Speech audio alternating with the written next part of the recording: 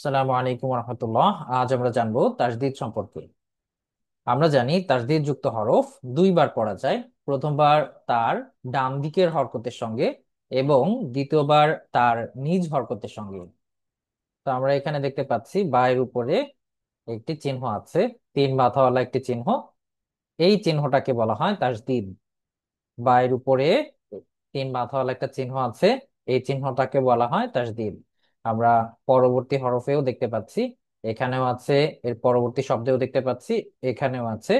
তো এখানে এই প্রত্যেকটা বায়ের উপরে আমরা তিন মাথাওয়ালা যে চিহ্নটা দেখতে পাচ্ছি, এটা হচ্ছে তাসদিদ।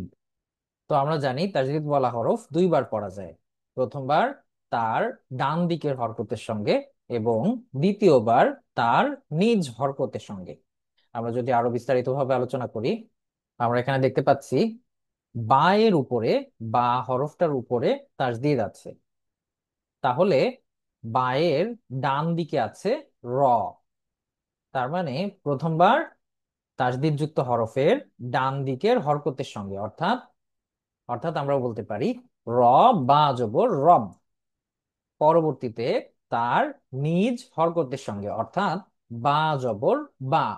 র, বা জবর রব, বা জবর বা, রব্বা। একই রকম ভাবে আমরা পরবর্তী হরফে যদি পরবর্তী শব্দে যদি চলে যাই, আমরা দেখতে পাচ্ছি সব, বা জবর সব, বা জবর বা, সব্বা। তা, বা জবর তাব, বা জবর বা, তাব্বা।